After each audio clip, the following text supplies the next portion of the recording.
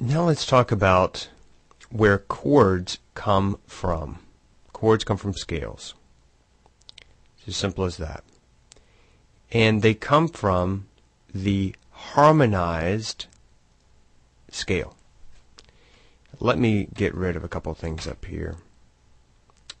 Let's turn this back into a natural. Now, I'm going to blow this up. Chords come from scales. And they come from the harmonized scale. And since we're dealing with the major scale here, we're going to build a chord on the root note. And the way we're going to build chords is we're going to stack up thirds. So what we're going to do is every time when I bring a note over, I'm just going to skip the very next note and go to this one. So for example, I'm going to bring this E over to here. I'm going to have a CE. Then I'm going to skip over the F. I'm going to bring over the G. Now I have a C major chord. Okay? And let me show fretboards on here. Okay? So there's my C chord. Now, I'm going to harmonize the next one. I'm just going to stack up the thirds, which means in this case, see how it's a line note to a line note to a line note? In other words, the line on the staff goes straight through the middle of it. Well, in the next chord up, you're going to have all space notes. So space note here, space note here, space note here. If I analyze that chord, it tells me D minor. Now, obviously, these fretboard diagrams are giving you a practical way to play it on the fretboard. But that doesn't mean that that accurately reflects what notes are right here, okay? Because obviously when you play a D minor chord, you generally play it like this or C major like this, not necessarily what's down here, but these are the notes that are made up in this particular chord. These are the notes that are made up in this particular chord. They may be played at different octaves, but you're always in a C major chord going to have the notes C, E, and G. Just a quick review. Remember, the line notes are every good boy does fine. So E, G, B, D, F, and the space notes are F, A, C, E, F, A, C, E. So this would be an F here, this would be an A. When you go below the staff, you just go backwards in the alphabet. When you go from a line note to a space note, you go down one backwards in the alphabet. So if this is E, this is the last note you can remember. Go back in the alphabet 1, that would be D. Go out back in the alphabet 1, that would be C, and so on and so forth until you get down to the lowest note on your fretboard, which is E, which is all the way down to, okay, if this is C here, this would be B, this would be A, this would be G, this would be F, and this would be E. Okay, so this is the lowest note you'd have on your fretboard. Okay, so moving on. If I harmonize the third degree of the scale, I get an E minor chord. If I harmonize the fourth degree of the scale,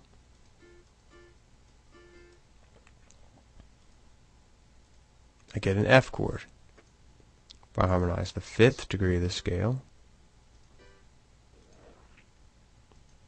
I get a G chord. Or in this case, I get a 5 chord, which in the case, because I'm in the key of C, is a G. If I harmonize based on the 6th degree, I get an A minor.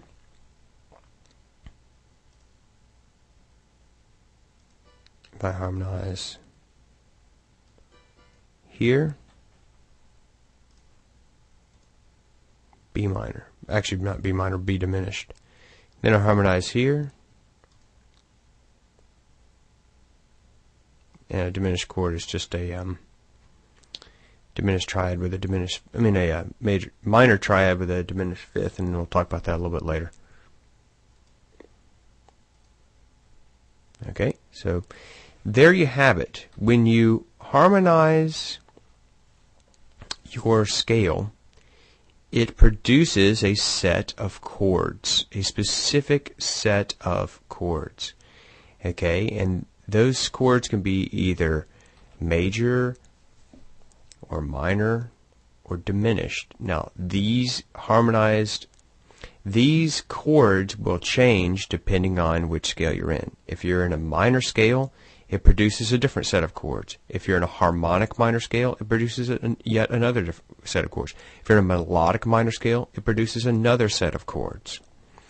But the important thing to remember is that if you know you're in a major key and the chords are D minor and G, for example, you can play your C major scale as for your solo. Or if it's a 2-6-5, if it's like, and let me explain what I mean by 2-6-5. Remember how we labeled each one of these? Okay, I think I'll get into the Roman numeral system on the next tutorial, but the point I'm driving at right here is that when you harmonize the major scale, it produces a specific set of chords.